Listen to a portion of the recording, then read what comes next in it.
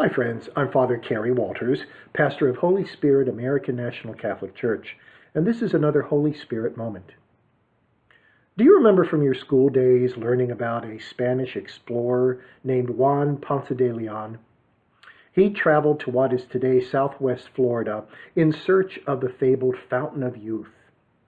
Well, Ponce de Leon didn't find the Fountain of Youth, of course, but he did encounter a fascinating indigenous people called the Calusa.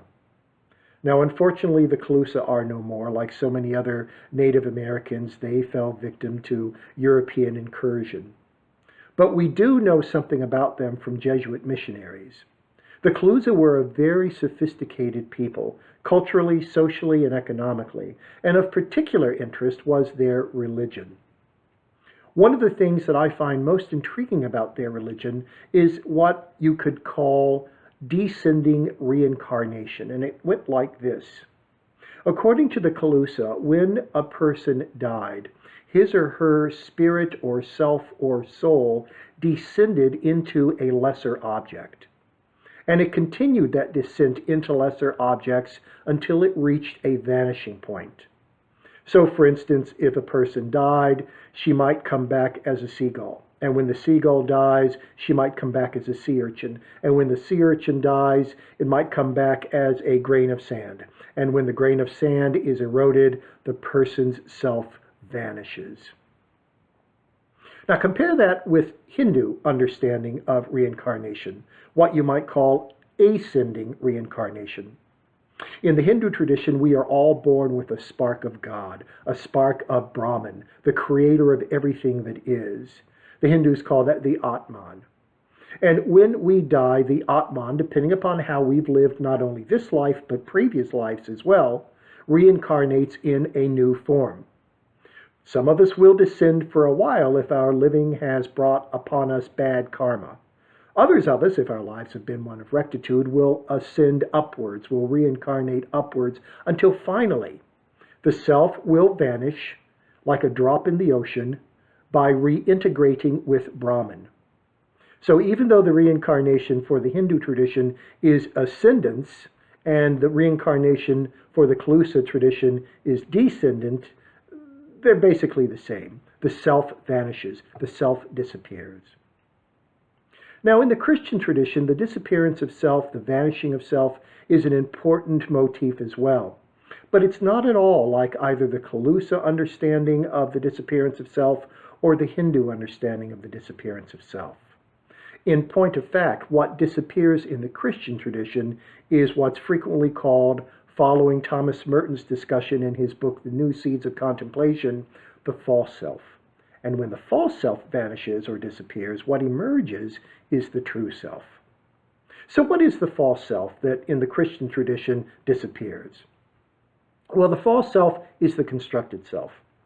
The false self is that image of self which you and I create. It's the ego. And this false self is grasping and greedy. It considers itself to be the center of the universe. It considers itself to be ruggedly individualistic, needing help from no one, and being reluctant to give help to anyone else. This false self isn't who we really are at our essence, but it's who we mistake ourselves for being throughout our lives. And as a consequence, it can lead us down paths that will ultimately make us very unhappy indeed. What's the true self? Well, the true self is what our foremothers and fathers would have called the imago Dei, the image of the living God. We're told that you and I are made in the likeness of the living God. And what that means, of course, is that we're stamped with God's imprint. God is love, and so we are capable of love. God shows compassion, and we likewise have that quality. God is patient, and so we can be patient. But it takes a great deal of prayer and effort, as well as grace, to make contact with that true self and to allow it to grow and for the false self to diminish. As St. Paul said in one of his letters, the goal is to no longer have the ego dominate, but Christ dominate. It is not I now who live, says St. Paul, but Christ who lives within me.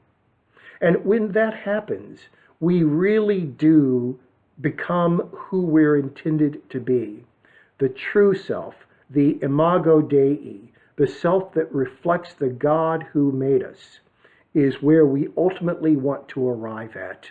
And what that means is that the false self has vanished.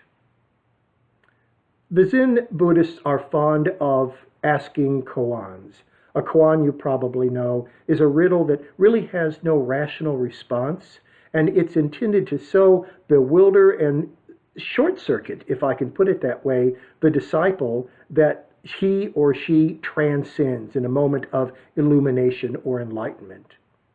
A favorite Zen koan is this: what did your face look like before you were born? Well, the Christian knows the answer to that. Our face before we were born is the Christ face. The face that we carried before we were born is the unblemished, pure image of Christ. And it's that image which serves as a metaphor for the true self deep within us. So, my friends, if we are Christians, we don't want the true self to vanish. We want the true self to flourish and the false self to disappear.